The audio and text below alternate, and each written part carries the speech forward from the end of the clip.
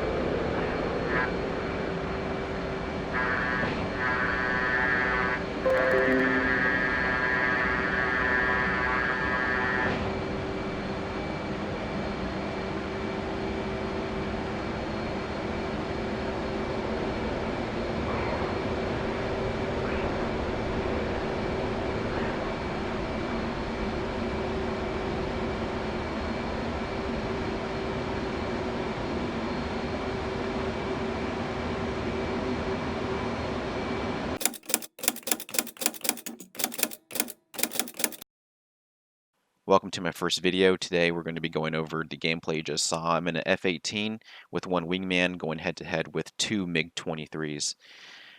We are approximately around 8,000 feet above ground, and I'm going to be waiting for that tone lock on these incoming MiGs. So right now I'm going to be aiming towards this MiG in the lead right here. He has one wingman which I'm going to be turning into shortly. After I get my first AIM-9 off. So I get a lock, I fire that AIM-9, turn in to his wingman, and fire off there. So right now we're in a situation where these guys are on the defensive. Both of them have pop flares, and each of them have a missile incoming. I pop a couple flares right after I fire off, just in case they acquired lock and fired upon me. So the first one hit, the second one on the wingman went right past him. It went for the flares. So I went and fired another missile at that wingman, hoping to connect, and it connects with him. So now I turn into him. Right now he's above me. I'm turning into him. I'm trying to gain some altitude and lose some speed. And this will hopefully allow me to get on the guy's 6 so I can acquire a lock and potentially take him down with another missile or get him with guns. I'm a little worried about this lead MiG. I know I hit him, but I'm not really sure what his situation is at this point. So that's something that I should have done, was look up and see where he was at. So right now I'm somewhat inverted. I see that wingman off of my windshield right here, and I'm trying to get behind him. I don't want to overshoot him, so I'm going to try to see if I could lose some airspeed.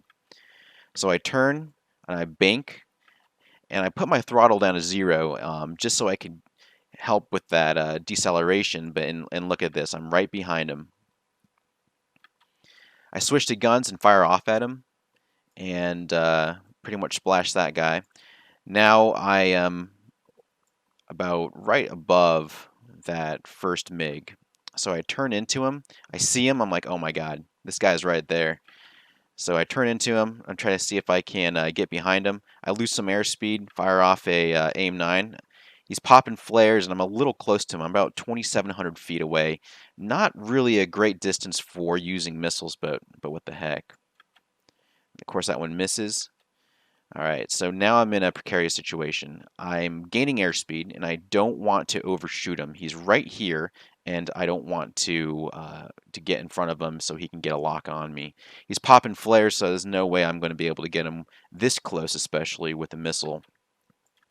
So, as you can see, I'm going forward, and I'm right in his kill zone. So if he switched to guns at this point, he would have been able to get me, but I'm not quite sure what's going on with him. Maybe he's asleep at the wheel, or his plane's pretty damaged from that first hit. But I'm realizing I overshot him.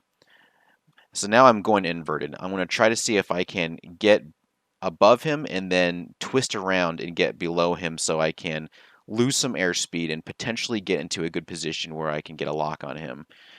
So I'm inverting, I'm rolling down. At this point, I'm stalling. I don't have enough airspeed right here. And this guy, he keeps going straight, and that's good.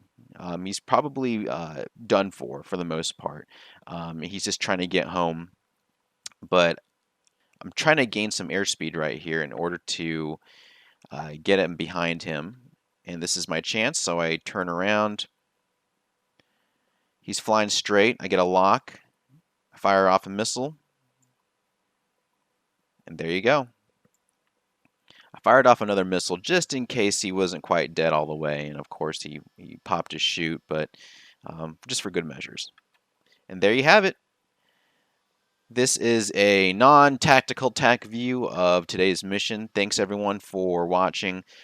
Next time, maybe we'll go against two enemy planes with just me and no wingman, because of course my wingman did absolutely nothing. See you guys next time. Thanks.